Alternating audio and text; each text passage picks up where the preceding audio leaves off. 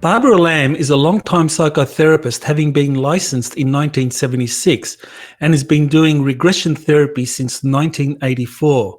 She became a trainer for many organisations, and in 1991 she began regressing people who have been having extraterrestrial encounters. And she's regressed over 2,000 people in over 4,000 regressions, and many have had paranormal experiences as well. She's here today to discuss her latest book with Sheila Seppi called Cosmic Convergence, discussing walk-ins, starseeds, and hybrids. You're listening to Exopolitics Today with Dr. Michael Salla, your source for the uncensored truth regarding the human, extraterrestrial, global, and political agenda. Click the like button and subscribe to this channel. And now, here's Dr. Michael Salla. Well, welcome, Barbara, to Exopolitics Today. Thank you. I'm very pleased to be here with you. Well, I have known of you since I began doing conferences in the early 2000s, and I remember you doing a lot of experiencer sessions with individuals at the International UFO Congress and many other conferences, and you really are at the kind of apex of people who have been helping those having extraterrestrial encounters kind of process and integrate that work. So you want to just explain how that all began for you and why you had an interest in it? Yes, well, I never expected in my whole life, I never expected to be involved in anything like this. I was always curious, though, from a very young age about what else there was that we didn't see. You know, whatever there was to reality, I somehow knew, even at age 3 or 4, knew that there was something beyond this physical reality. So through all of my childhood and teenage years and young adulthood, I was kind of searching for whatever else there is. And in college, I became a philosophy major. And that started, answering some questions. But it wasn't for decades, even after that, that I began to realize that, whoa, there really is much more to reality than our 3D Earth existence. And that there are many more intelligences out there in space than we knew about at that time. So it wasn't that I was particularly interested in UFOs or extraterrestrials, which I had never even heard about, before I started doing the past life therapy work, getting trained by the Association for Past Life Research and Therapies. And that was wonderful work because I was able to take some of my therapy clients into the source of their problems, which very often turned out to be incidents that had happened in a previous life. So that's where the past life therapy came in. But eventually, by 1991, people started coming to me for regression work for a whole different reason. And that was because they had had very peculiar happenings where unusual visitors who were not human would come to them and seeming to take them away for a while, maybe an hour or two, sometimes longer. And people found me for regression work to explore that. So the first one that came to me was a young woman referred by her mother, who recognized me when I went into a metaphysical bookstore one day in 1991. And she recognized me as somebody who was doing regression therapy and asked me to work with her daughter. And I did that, and that daughter came for 6 sessions, and each one to a separate extraterrestrial encounter that she had had. And she had been so completely traumatized before she came to me. But with each regression, even though it showed that she was with some very unusual beings, she began to realize that these turned out to be okay experiences. In fact, in one experience, she was healed by these unusual tall white beings right there in her own bed in her own room. And she was healed of a vicious ear infection that she had at that time. And so she was lying in bed on her side, and she could look around for the corner of her eyes and see that there were three very tall, very thin, very white beings in white clothing. And she could feel that they were doing something to her ear that was infected. And she somehow sensed that it was okay. Maybe that was going to be helpful, even though she was not at all comfortable with the fact that these unusual beings were there. But anyway, she went on back to sleep. And the next morning she woke up and her ear infection was completely gone. She felt fine. So that kind of opened her eyes to the fact that, maybe this isn't so bad. Maybe there's some advantages to some of these beings visiting. So then, a little while later, a few days later, she was driving along in her car. Her sister was in the passenger seat, so she was a good witness whom I interviewed later to get her side of the story. This was a daytime experience. They were driving along in the car near their suburban town, and they noticed that there was a blue beam of light that seemed to be shining in the back window of the car. And then they noticed that the car motor was sort of beginning to peter out and seemed like it was going to die out. They pulled off the road, luckily, and the blue beam was still there, but they were a little frightened about it because it was unknown. They didn't know what that beam would do.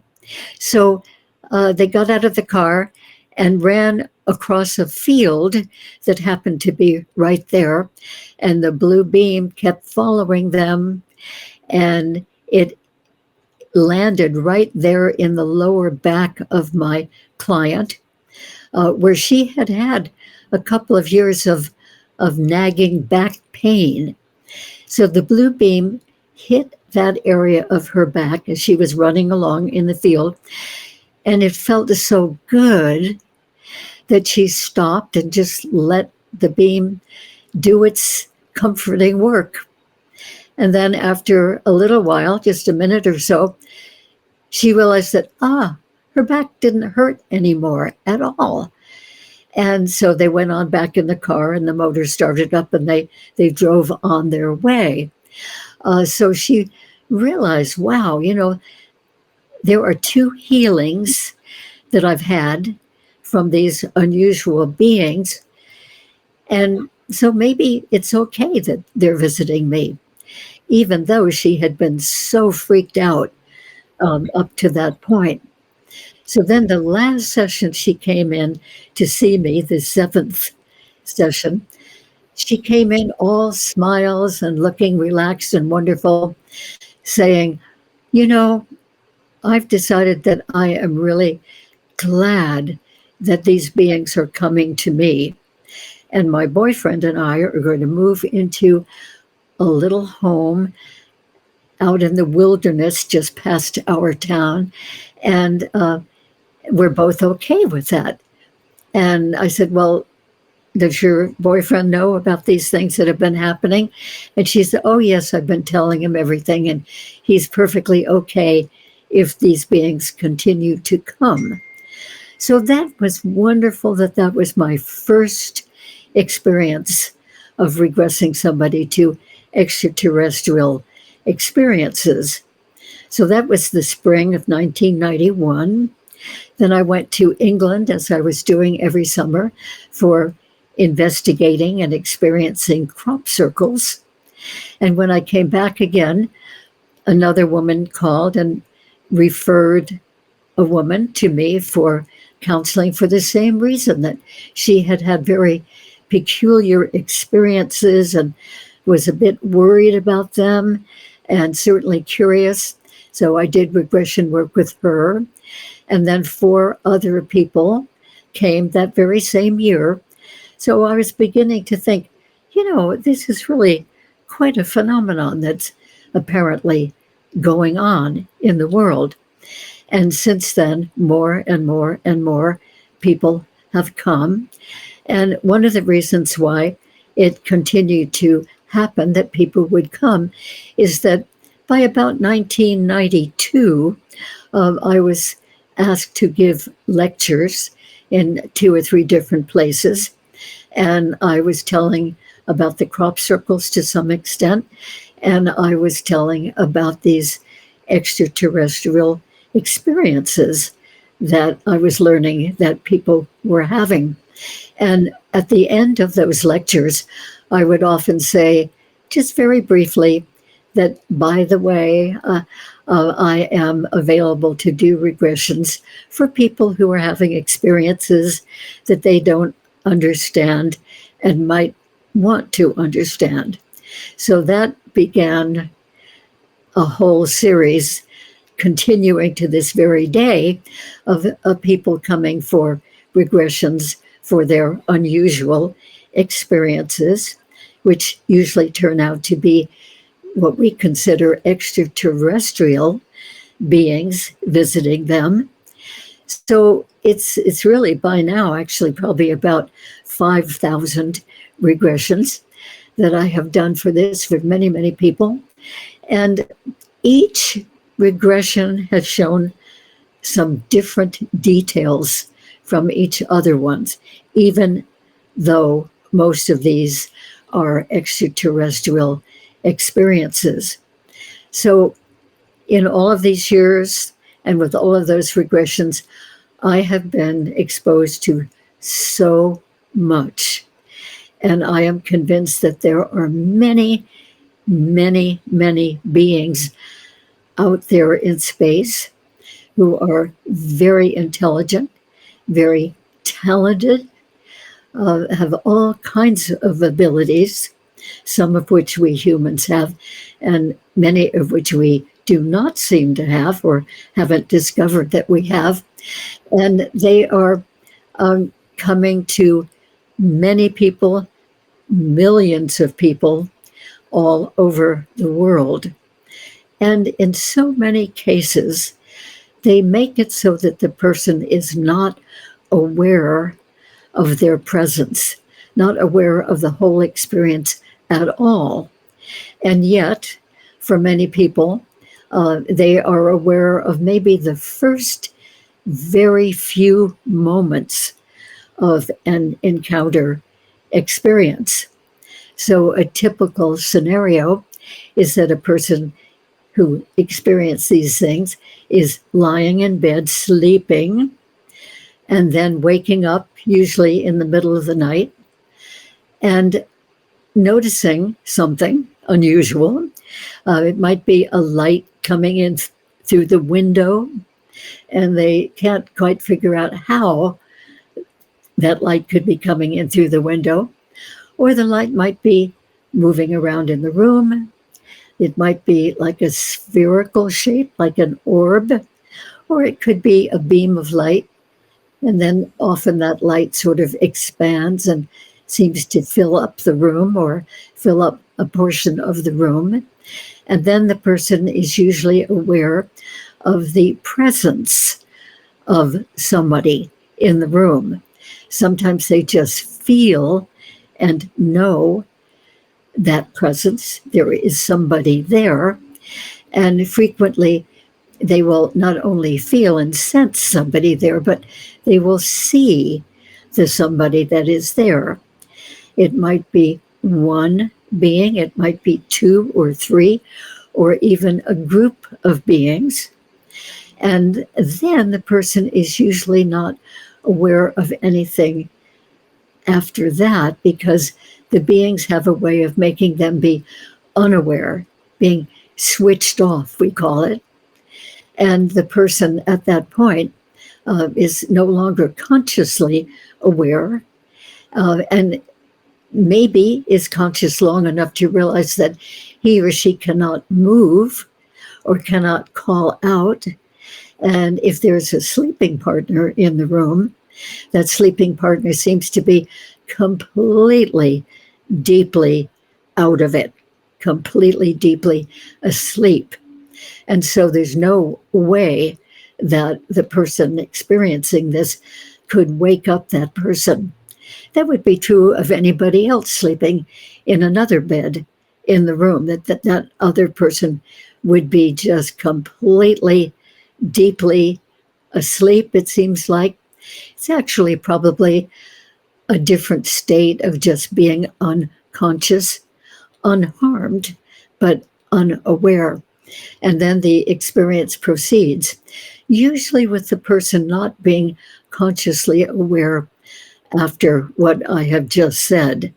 Once in a while, a person is conscious long enough to be aware that he or she is levitated up out of the bed with the covers just sort of slipping off, and then floated across the room through a wall or a closed window.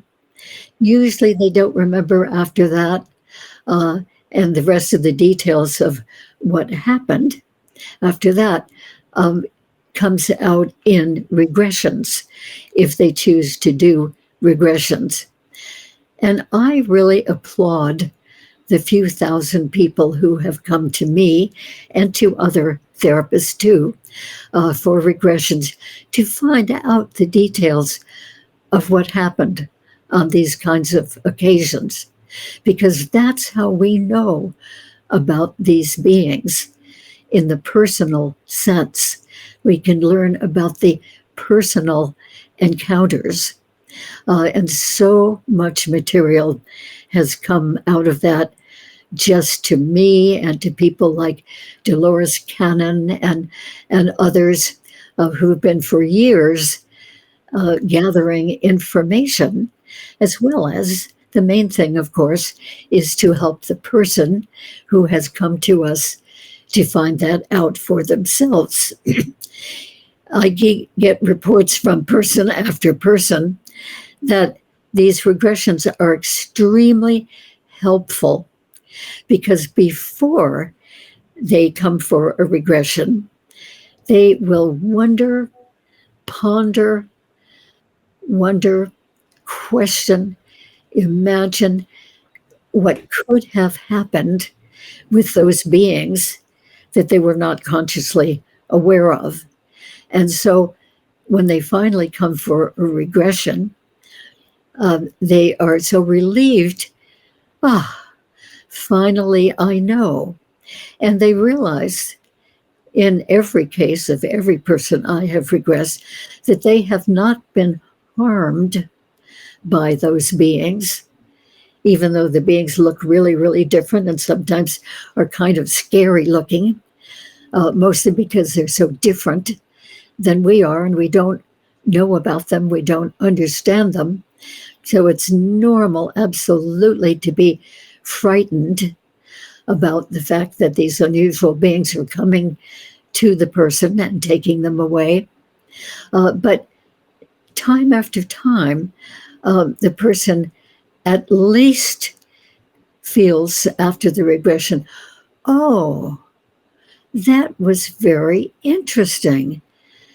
And I might have been uncomfortable in the experience, in some of those experiences anyway, but I was not harmed.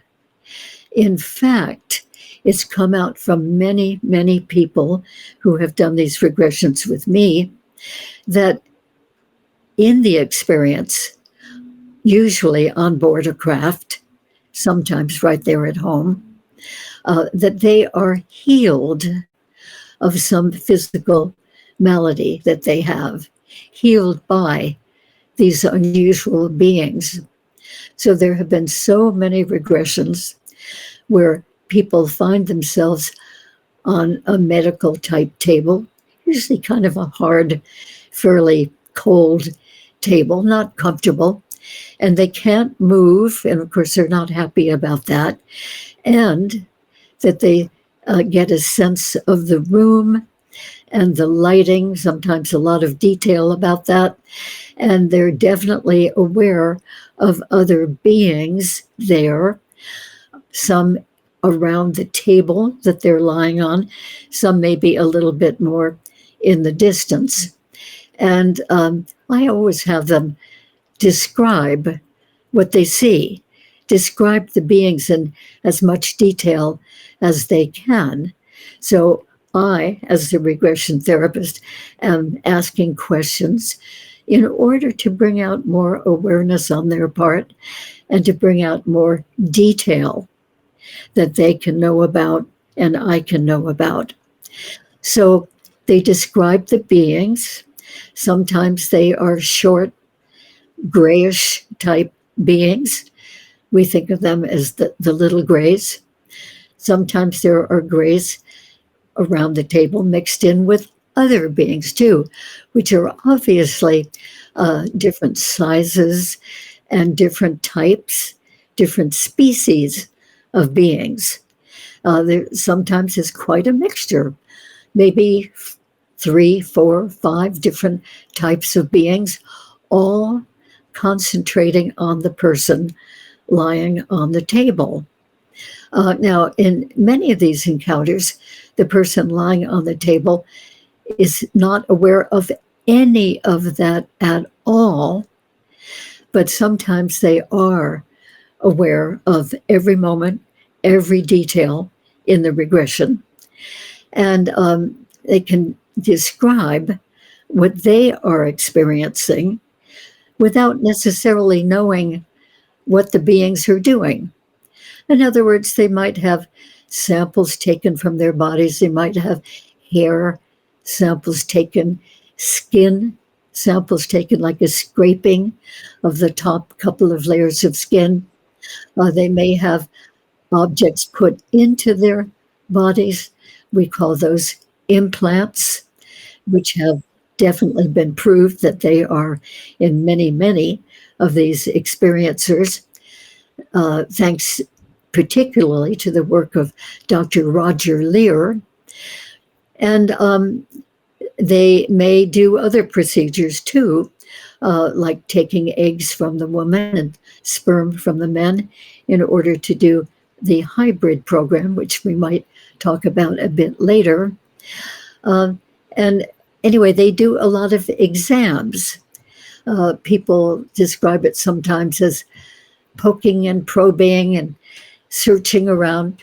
And they'll even sometimes do something that people really do not appreciate at all at the time, which is what we would call a proctological exam. And with a few of the people I have regressed, when they are reporting that they are having the proctological exam, I say, would you like to know why they are doing this? Or why are they doing any procedure that they're doing with the person? And the person usually says yes. And I say, well, we can ask. You can ask the beings. You can ask out loud with your words, or you can ask just in your mind, and they will be able to pick up what you're thinking. So usually the person in the encounter will go ahead and ask. And there's just a few moments of silence, and then they will report to me in the regression. They report, oh, they are saying that they are checking my body to make sure everything's okay, or to detect anything that might be going wrong. And the proctological exam, according to the beings, is that exam gives more information about all the systems of the body, more so in that one exam than all of the other exams we could possibly have put together. And so that's a great way to check up on the person. And when the person realizes that that's what's been going on, that was painful, it becomes more acceptable. And especially when the beings detect a particular thing going wrong in a person's body, very often they will go right ahead and heal it right then and there. So people don't realize maybe at the moment that they are being healed, but they'll describe, well, now they're shining a light on me from an instrument that looks kind of like a flashlight, although a bit bigger, or they're shining a beam of light onto part of my body from the ceiling, or they will infuse my whole body with light, or there will be a roller, like a rolling pin of light coming up from my feet, right up through my legs, through my torso, my neck, my head. And in other words, there are various descriptions that people have given of the healing process. Once in a while, people have reported that the beings have just healed with what seems like energy and light coming from their hands onto the affected part of the person. And always, after those kinds of encounters with those procedures, the person has realized back home again that they are completely well of whatever that malady was. So there are many, many cases of healing. And as I mentioned earlier, with a woman who had her ear infection healed in her own bed, I know of many, many situations where the person has been healed by the beings who have come right to their home and done the healing right there.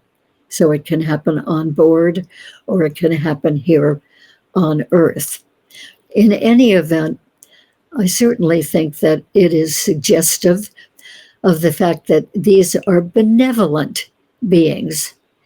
And so many regressions have shown that, as unusual and maybe as scary looking to us as they are, they tend to be really, really benevolent. So Can we kind of like pause here? And I mean, you're making some really amazing claims about these events. I know you have a tremendous database, 5,000 cases of these regressions with people. Now, I mean, you're describing abduction events as well as what appears to be benign kind of like interventions, like that very first case with the 3 tall white aliens that healed that first client that you discussed. But then you're talking about what appears to be classic alien abduction experiences, and people being involuntarily taken up into ships. Now, and then they're having missing times. They don't remember things, and then there are, you talk about the proctological exams or the anal probes that are all done without consent. And so, this is raising a very difficult question. It's just like, well, even though you might say that, well, these beings have a benign intent to heal, to activate people or who they're taken up, but they are doing it all in a kind of like involuntary process. And while I know, some might reconcile what's happening to them as beneficial, I've heard of others that have been traumatized by the anal probes, by the extraction of tissue samples or semen or eggs. And so, this raises the question, well, can we jump to that conclusion that these are benevolent ETs if they're doing all of this without the consent of people being taken up? Well, I'm so glad that you raised that because I've discovered through this work that there's something previous for that person that is allowing this. So we all come from a soul. Our soul resides in another dimension, another realm. And when a soul decides to come into a lifetime, like we all have done, obviously, the soul kind of goes over with a small committee of other souls, goes over the reasons for deciding to come into this lifetime. And that reason may include many, many different ingredients that the person is wanting to experience or to learn from or to improve or whatever that soul's decision is. So that's a very important process, important time for the soul making those decisions. We've all done that, whether we are consciously aware of it or not. So into that planning session, when the soul is deciding to come into this lifetime, the souls of some of these other beings whom we consider extraterrestrial, they join that planning session and ask the soul who's about to incarnate, they ask the soul, in that lifetime that you're going into, would you be willing to work with us occasionally to help us? And the soul has said, yes, I'll do that. So they make an agreement. It's almost like making a contract, although I don't think it's written anywhere. So in other words, then the person incarnates and has the lifetime here and either does or doesn't have experiences with these beings who come during the lifetime, having already agreed to that by the soul. Now, they might not know as they make that agreement exactly what that's going to mean. In other words, what does working with them entail? But then they realize during their lifetime that they really are having these experiences, and it seems like it's just out of the blue. I mean, that there's no reason why they would be having these experiences. But in quite a number of regressions, when the person has particularly wondered that, like, why me? Why am I picked on? None of my friends has this sort of thing happen. But it's very often gone back to that soul decision-making before coming into this lifetime, that there has been this agreement made. And just like we forget all the other things that we have decided as a soul before coming into this life, we forget about that. And so when it happens, it just seems like it's a complete mystery. It may seem just totally unfair. Yes, I know there are many people who are extremely distressed by all of this. And I think that if they knew a little bit more about what the beings are doing, that would really help. It's just one of these mysterious things which seem so invasive, so intrusive, sometimes painful when they're going on, and we seem totally victimized. I mean, that is a horrible situation.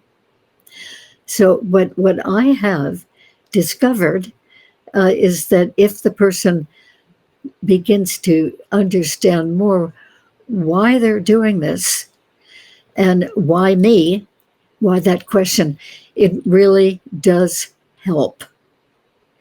And then, of course, when a person is healed of something that is either very painful or just going on destructively, that really helps them to be more comfortable, more open to having these experiences. It can easily seem like these beings are out to torture people, that they're up to no good, that they're mean, that they're harmful. I get it. I certainly would have that impression myself. But time and time again, it shows that there is a real purpose for what they do, and that often it's beneficial for the person.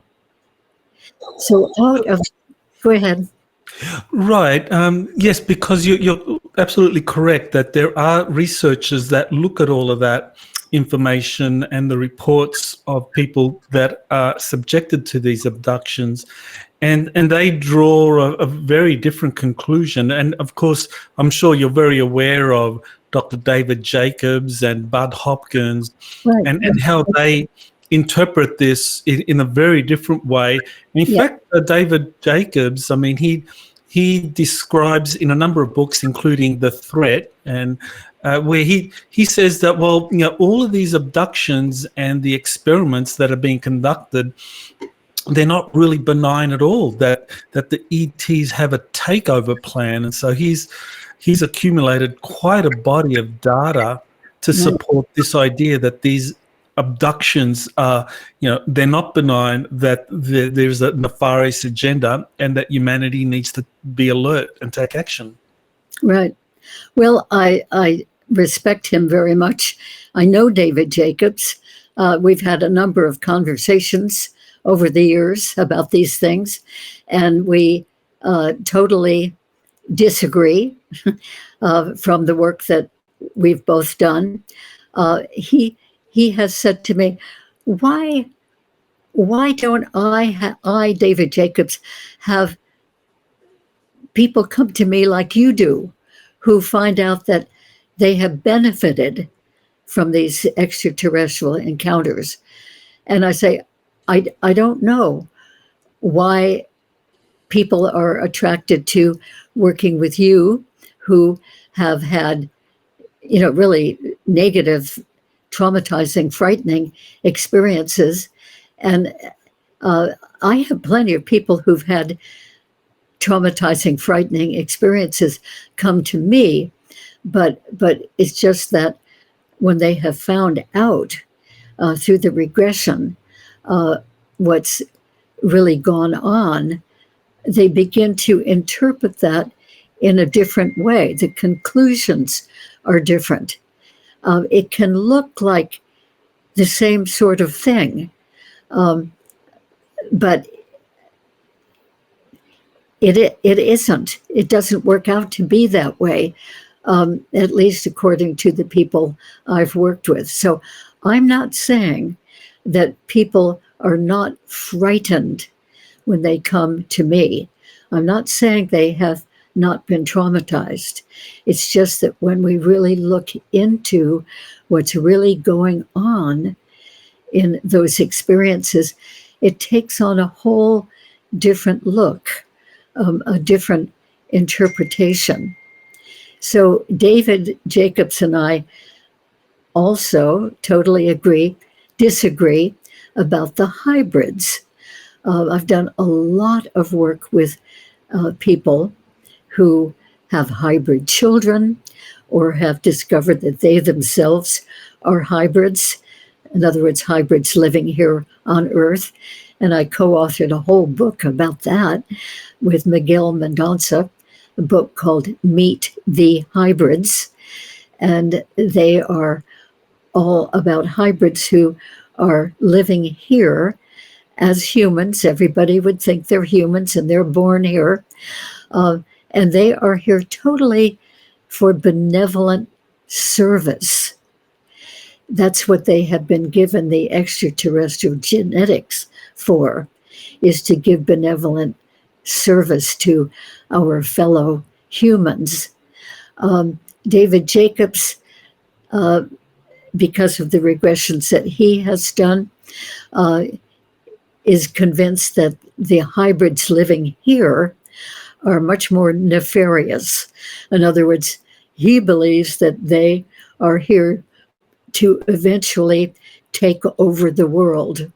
So we really have the opposite point of view, and we have acknowledged that fully with goodwill to each other. This all came out at the International UFO Congress in 2016 when he gave a lecture about hybrids. The next day, I gave a lecture about hybrids, completely different kind of information. And then the following day, we did a panel discussion. And I just said, look, we are at the polar opposite point of view of this sort of thing. Let's just agree to disagree. You find what you find, and I find what I find. So there's got to be room for all of that. Well, I wanted to ask about another set of experiences, and this, and I'm sure you've come across them. The contactees.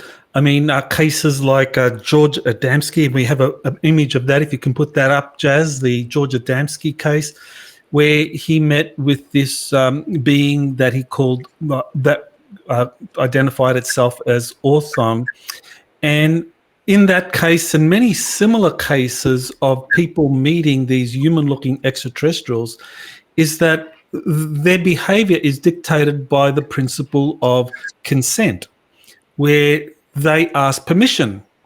I mean, they really do emphasize the importance of non-interference or non-intervention, where people are first given the opportunity to ask for being able to get on the ship, and so nothing is done to violate people's free will, and of course then you have the non-human looking greys who do the opposite, that they don't ask permission at all. They just come in, and as you say, you know, there's a pre-existing soul contract, and maybe there is a pre-existing soul contract.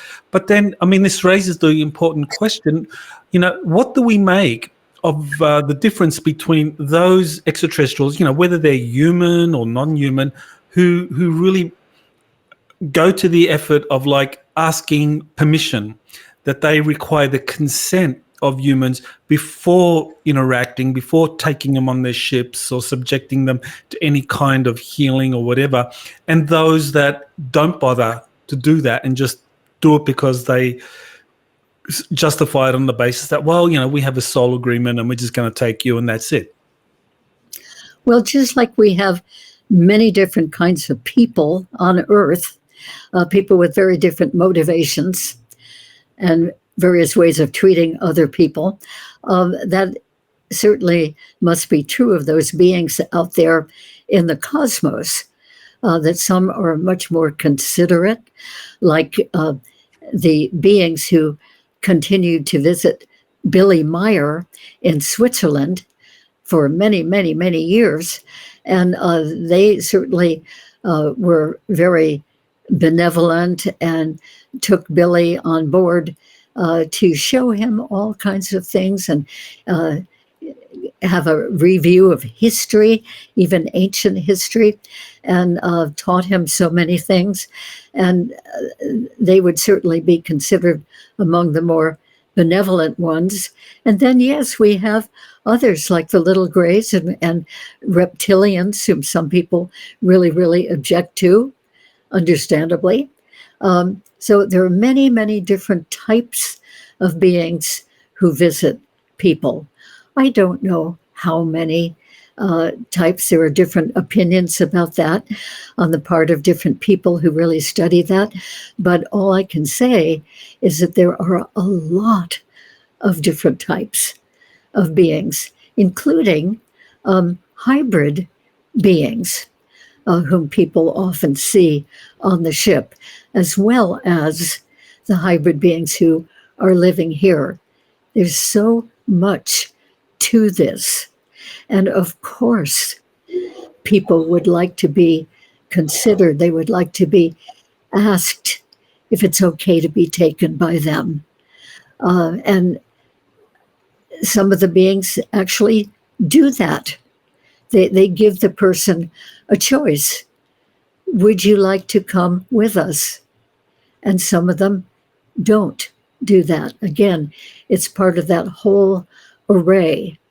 So I don't think that it's fair for us to try to pin down what the whole phenomenon entails, because there are so many different types of beings who do so many different types of things. Well, I have a kind of a rule of thumb when I apply to the whole extraterrestrial question, and as you can see there, you have an assortment of different ET types, is that I kind of consider that extraterrestrials probably are very similar to humans. That humans, and studies have been done and show that, 1% of humans are psychopaths, no empathy at all. Then you have like around 4% are sociopaths, that through unusual or harmful childhood experiences, they become criminals and so forth. And 95% of people, we consider normal empathic people that can feel other people's pain and will kind of like intervene and to help people in strange situations. So when we look at extraterrestrials, do you think that we might have something similar, that you have a small percentage being equivalent to psychopaths, and maybe this is like the alpha draconians that people talk about, and then you got 4% that are sociopaths who are kind of like, helping and abetting these, more nefarious groups. But the vast majority of extraterrestrials, 95% or more, are benign, benevolent, trying to help humanity. Oh, that's excellent point. And I completely agree.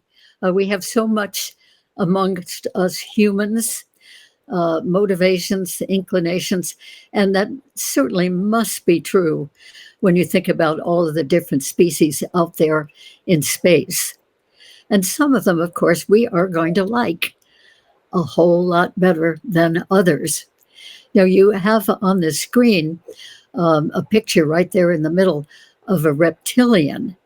And yes, indeed, I have many reports and descriptions of reptilians in the regressions that I have done. And people have different opinions of them.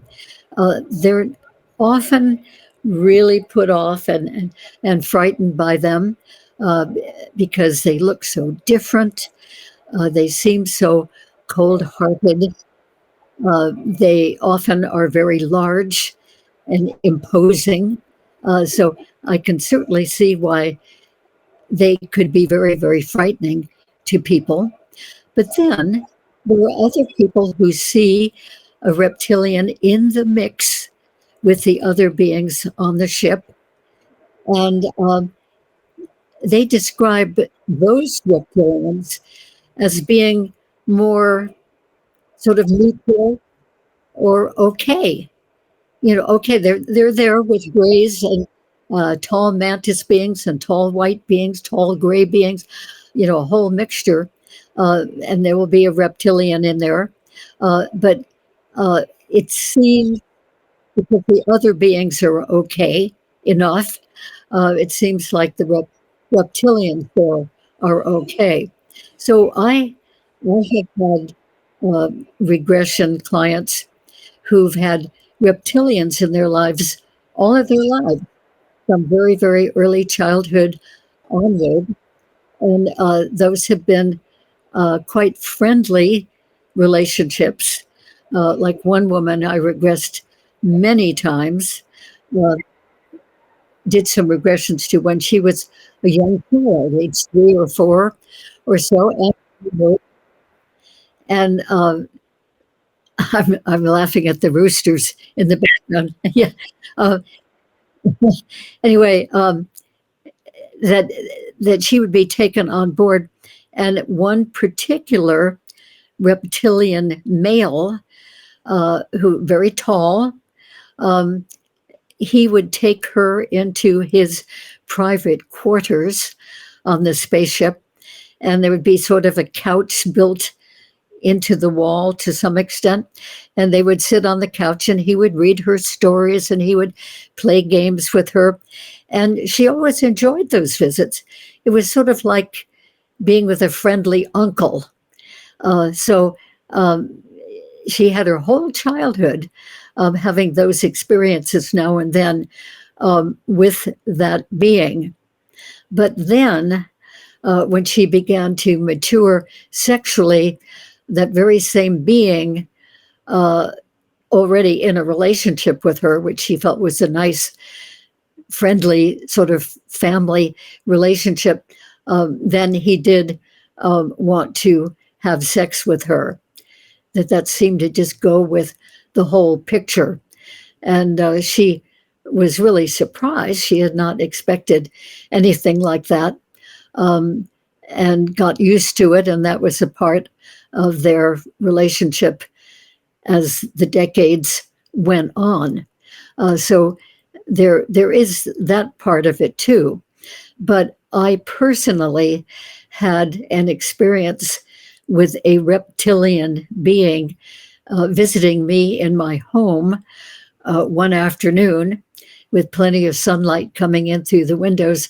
And that turned out to be a very positive, very interesting experience, in which he said that he had been sent to me to absolutely validate for me that these beings are real, and that the regressions that I was doing, and I had been doing them for about 10 or 11 years at that point, that those people's experiences were with real beings.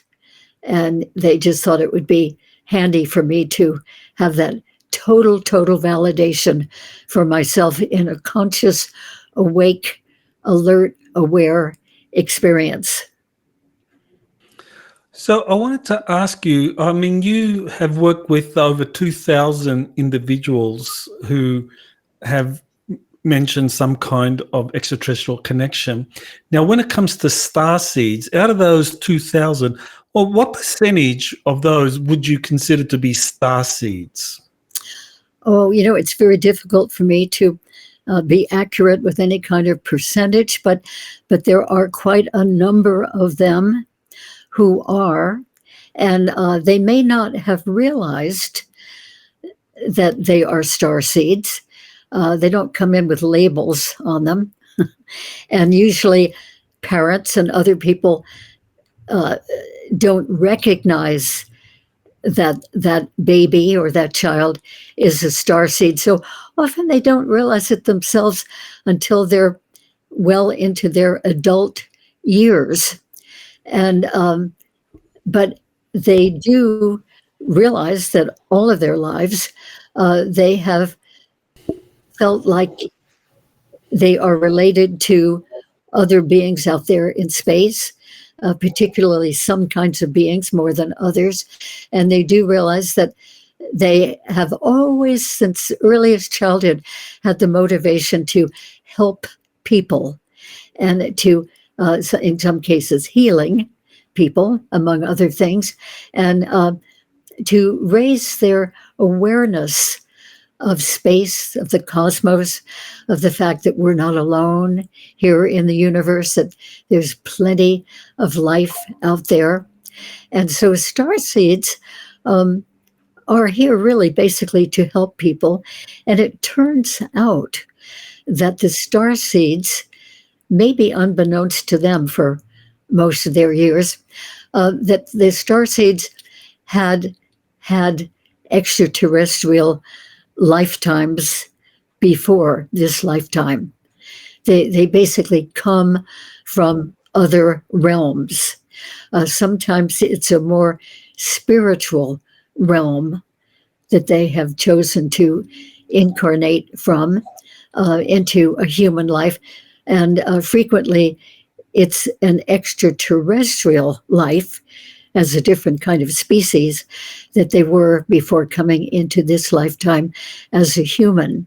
So part of their mission is not only to help other humans, but to acquaint other humans with the fact that there are all of these other lives out there in the cosmos, and to do it in a favorable way, not in a threatening, frightening way.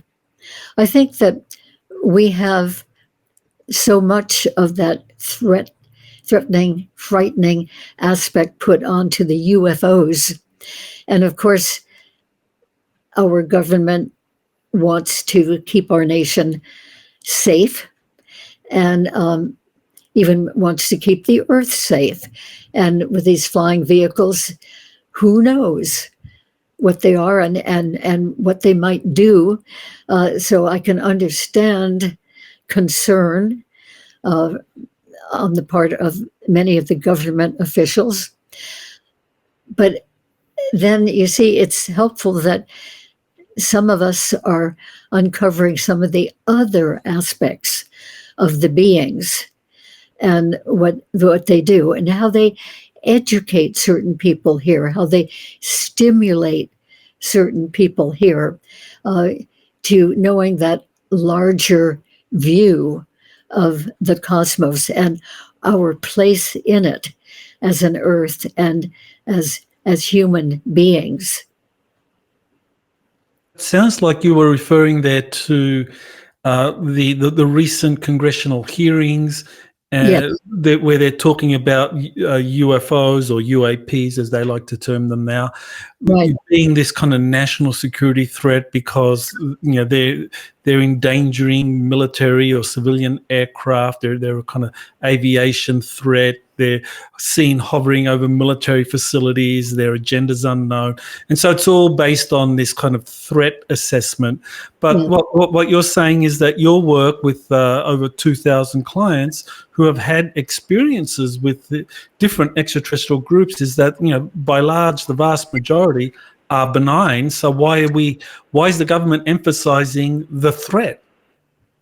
Well, I know it makes sense to me, actually, because the government wants to protect our country. And that's part of why we have a government. And I think that they are very good at doing that, and we can be grateful for that. So they're always looking out for anything that might be threatening, whether it's another country, a warship off our coast, bombs ready to be sent off by North Korea or whatever. And it's a good thing, I think, in my opinion, that they are protective like that, so that when they see these unusual vehicles flying around in our skies, particularly over our military installations and nuclear weapons facilities, they understandably would have concern, especially since they don't know what the intent of those vehicles is or what abilities they have that could be harmful to us. So I can definitely understand that defense point of view. It's just that there's so much more to it than that. Because in the meantime, all of these abductions, encounters, visits have been happening with people all over the world. People who don't even ever see a UFO, and many who do see UFOs. But so there's this whole other aspect to the question, and that is the aspect of what's happening individually to these people who have these encounters. So I frankly hope that more and more of that will be coming out in the congressional hearings. We'll see. But at least they're making a big start and bringing it out to more and more people's attention that it's significant. what they see up there in the sky sometimes, many people. And I think it's all to the good that more and more of this is coming out for people to know about, because it is part of reality. It is going on. There's no doubt about it. Yes, I think it is very important that we start bringing in the experiencer accounts of what is happening inside of the ships of these craft.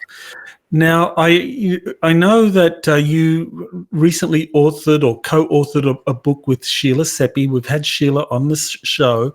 Yes. So Sheila is an expert on walk-ins, Yes. and apparently you also, during your hypnotherapy work, have also come across a number of walk-ins. So you want to tell us, I mean, just how prevalent is that? How many people that you've personally conducted or helped through hypnotherapy turn out to be walk-ins?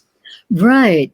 Well, actually, it's more like 3,000 people I have regressed, and some of them to quite a number of sessions. So maybe about 5,000 regressions, I would estimate at this point.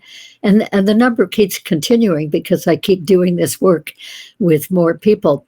Anyway, out of that number of people, thank you for the book cover there. Out of that number of people, I have personally regressed 6 people who definitely are walk-ins. I may have regressed to other people before I was particularly tuned in about walk-ins and not even realized it. I think that's very, very possible. But there are 6 whom I definitely know, because of the regression work, that they are walk-ins.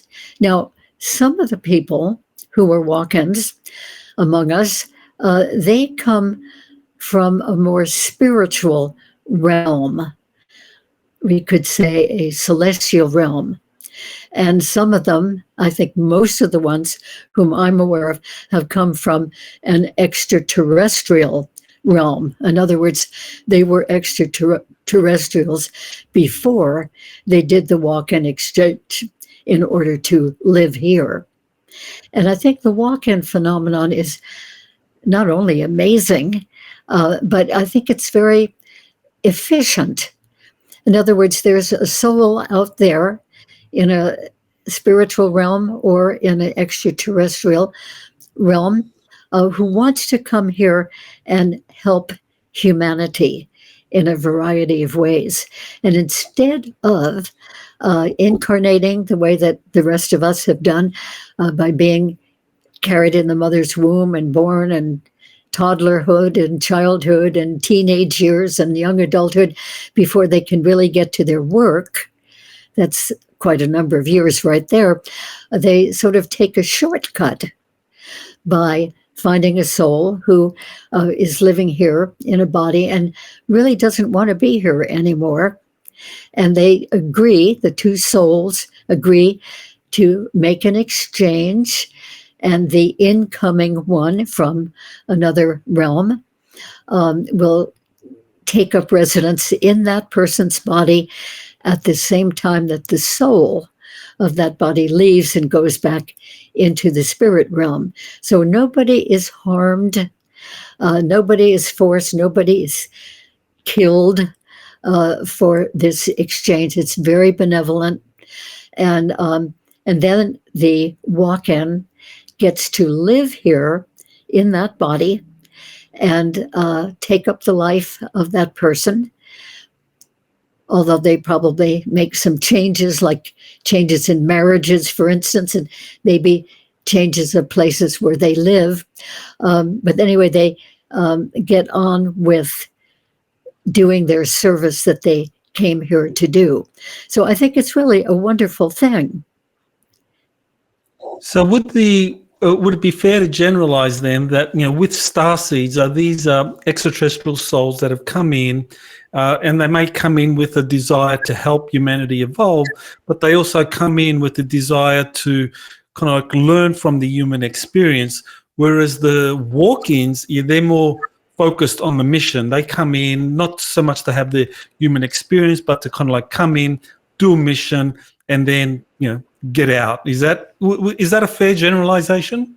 Yes, I think it is. The walk-ins are very dedicated to just as soon as they can adjust and maybe make some important changes in that life that they have taken up residence in, that then they spend the rest of their years here. Usually they come in when the original person, the person they exchanged with, is in his or her 30s or 40s or 50s. And in other words, there's enough life left in that body, for another few decades usually, so that the incoming soul can do the work. Now, the starseeds are a bit different in the sense that they are born here from a regular human mother, the way that we do, and they do not have extraterrestrial genetics, but as I said, they have extraterrestrial heritage. Maybe in their very last lifetime, they might have been one of the extraterrestrial species. And so they have that in their larger consciousness. They have the knowingness about the beings that they came from and other beings as well. And they are here definitely to help humanity, to raise our consciousness and our awareness of others, as well as to actually help people. So a lot of those people, the starseeds, are people who are giving lectures and podcasts and maybe group healing sessions.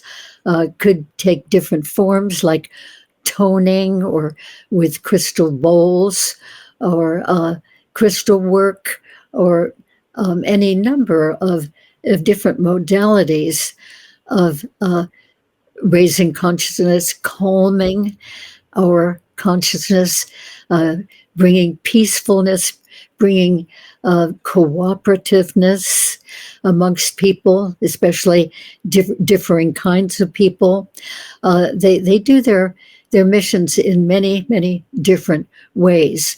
So from their point of view, with the starseeds I have known and have worked with anyway, they just have always had that sense from early childhood of wanting to really be helpful to people. And they just totally disagree with the fact that we keep doing war and crime and greed and those kinds of things. And they've always had kind of a higher point of view, shall we say, more cooperative, benevolent point of view than anybody they grew up with, and even members of their own families. And then as they are adult, they find their own particular niche or so for doing their helping work. But they do not have extraterrestrial genetics. Now the hybrids are different because they do have extraterrestrial genetics. And that was given to them in a couple of ways that I know about from the people I've worked with. One is that eggs are taken from the woman and sperm is taken from a human man. It would be her husband if she has a husband, or some other man if she doesn't have a husband. And then the extraterrestrial beings mix that together with some of their genetics. In other words, hybridizing right there. Yes, there's the book Meet the Hybrids I referred to. And then they implant that mixture, we could call it an embryo. They implant that in the woman's uterus, and she will gestate it for a couple of months. And then They remove that. Now, the woman might not be aware of that at all, although she probably would have by then realized that she is pregnant. So they remove that little embryo, take it onto the ship, and if it's going to be one of the hybrids that will continue it for its life living on the ship, they raise it in a tank. It looks like, according to experiencers, looks like a glass tank with special fluid in it and tubes and wires connecting to some sort of monitoring equipment. And then that little embryo develops into a fetus and into a baby, and then is taken out of the tank when ready to be, quote unquote, born, and then raised on the ship. Now, the other possibility here, the other reality, is that some of these women become pregnant in that way, or they're already pregnant, and in about the 6th or so month of pregnancy, they are taken by the beings and injected with some extraterrestrial DNA right through the wall of the mother's uterus or abdomen and uterus and into the fetus growing inside. So that fetus becomes hybridized at that point and then is born here and lives here for that entire lifetime as a hybridized being. So there are those two distinct differences of hybrids, those who were living on the ship and could not manage to live here on Earth because they have too much, in proportion, too much of the extraterrestrial genetics and too few of the human, and would not be able to withstand our density, our frequency, our viruses, our bacteria, and just maybe even our way of life, including eating and so forth. But the ones who are born here, of course, are more in proportion human than they are of extraterrestrial. And so they can live here perfectly well. And they are all here too for benevolent service to their fellow people. And it's very interesting knowing these hybrids. They're wonderful people. They look absolutely human. I don't think anybody would ever wonder. A couple of them have eyes that are a little bit larger than ours, and yet they look like human eyes. Usually look like beautiful human eyes. Mm-hmm. And sometimes those hybrids have something internal that's a little bit different. Like one of them I know has a different bone consistency. Another has different muscle consistency. Another one has a different blood type. Another one has one of the internal organs. It's usually lower in our abdomen. That particular organ is up in that man's chest. So one of them has thumbs that are wider at the end. So there are things like that. But generally speaking, they look like perfectly normal people. But they all say the same thing. And when we interviewed 8 of them for this book, Meet the Hybrids, we interviewed them for 3 hours, and then another time for another 4 hours, another time for 4 hours. So really got to know them and know the details of their life and their experiences. And they all, from a very, very early age, felt that their real family wasn't the family they were born to and living with, even though those might have been perfectly wonderful families. But they felt that their family was somehow out there in space. And even as young children, they would go outside and look up at the sky and say, "Why aren't you coming for me? I miss you." And that's because they had, a decent portion of extraterrestrial genetics.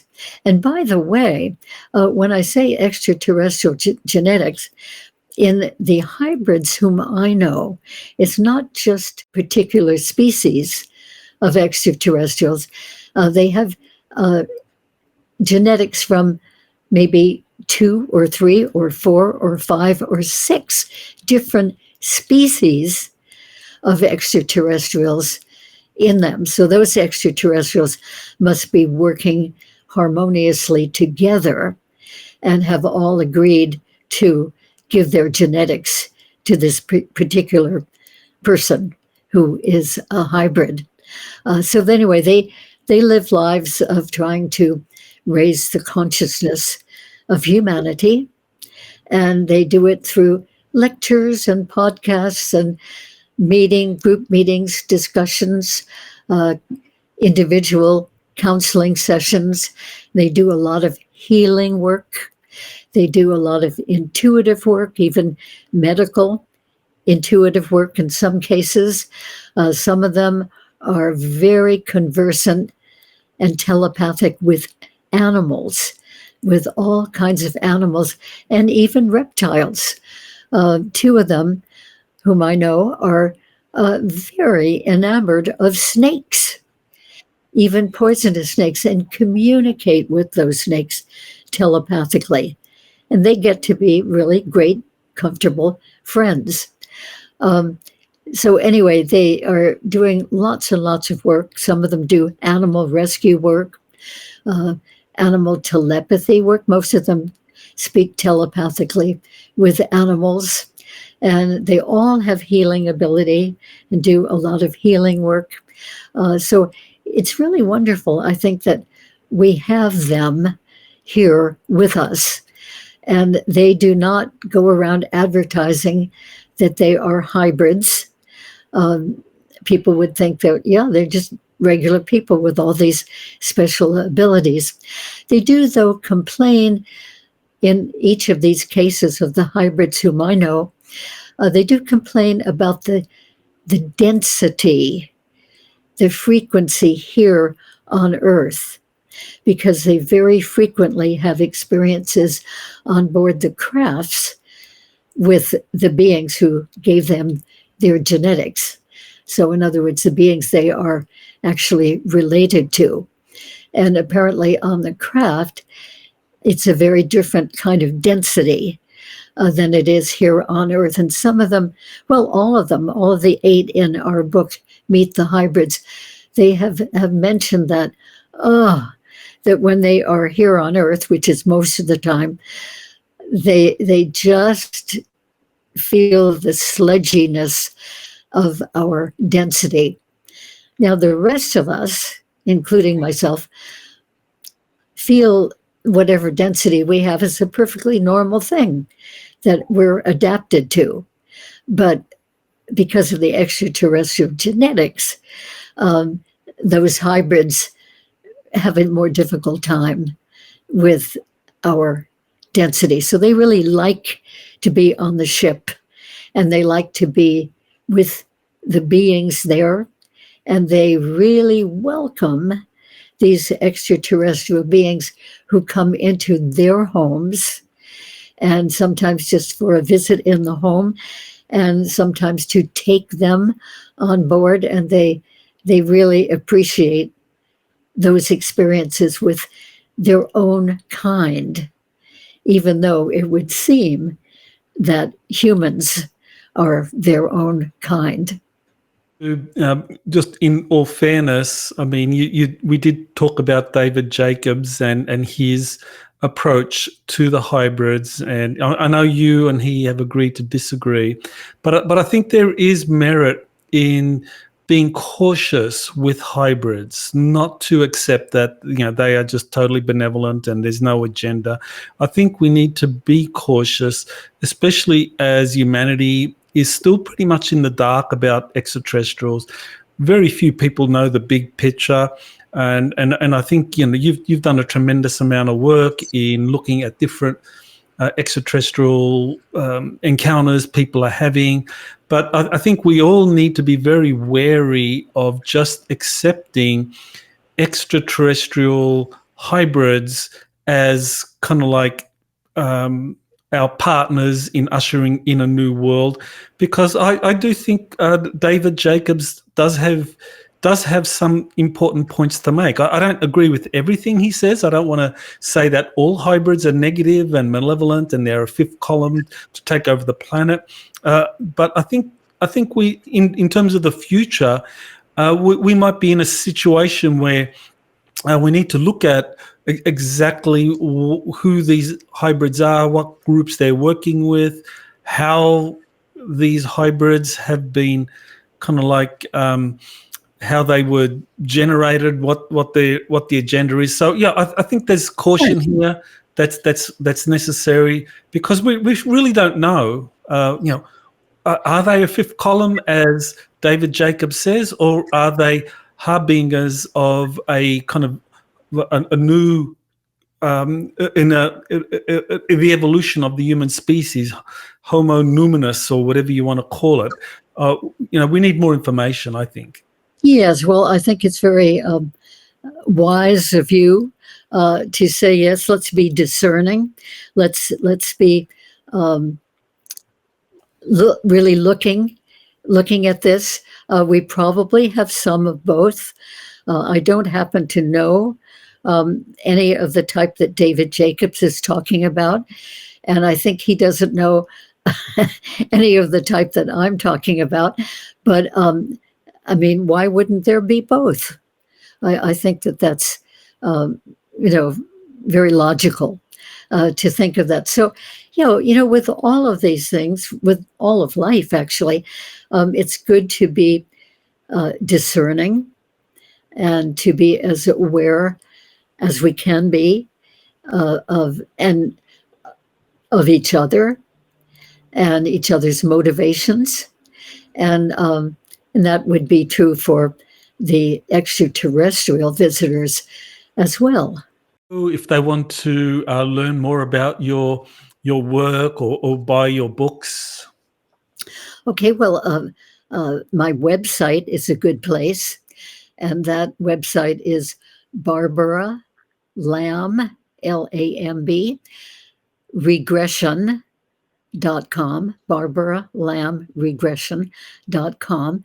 And then I have quite a number of podcasts on YouTube that are of a number of different aspects beyond what we have talked about today, but kind of unusual aspects that I have experienced and other people have. And that YouTube channel is Barbara Lamb E.T. Regressions. So Barbara Lamb E.T. Regressions. So those would be good sources. And you can also order my books, 5 books now, all to do with these kinds of subjects, on my website. On the website, Barbara Lamb Regression. You just scroll through until you find the book session. You can order the books right there, and I'll sign them with a little message. You can usually get them on Amazon too, but some people like signatures from the author, and I really enjoy doing that. And so those are good ways to find out more about me and my work. Well, I want to thank you, Barbara, for being on Exopolitics today and giving us a really grand tour of your work and the phenomenal database that you have been working on since the 1990s. Quite phenomenal. Thank you. I would like to just add one more thing, if I could, is that sometimes, in fact, more and more, people are coming to me for regressions to find out what their own life purpose is. In other words, they might be a person in their 20s, 30s, 40s, 50s, and they've come to a point where they think, I just want to make it really count that I'm here, and I have a feeling that there was a special reason why I chose to be on Earth in a human lifetime at this time, and they want to know what that is. So very often the regression takes them back to that soul wisdom, and they get much more clarity on why they're here, so that they could go ahead and really do that in the remaining years. And I think that that is wonderful, that people are really wondering about that and trying to find out. Okay, so people that are interested in learning about their life purpose, they can just go to Barbara's website, barbaralamregression.com. So again, thank you, Barbara. You're welcome. Thank you. You have been listening to Exopolitics Today with Dr. Michael Salla. Please remember to like, share, and subscribe to this channel. Join or start a conversation in the comments. Take the time to explore the vast library of best-selling books, webinars, and podcasts by Dr. Salla. Visit exopoliticstoday.com.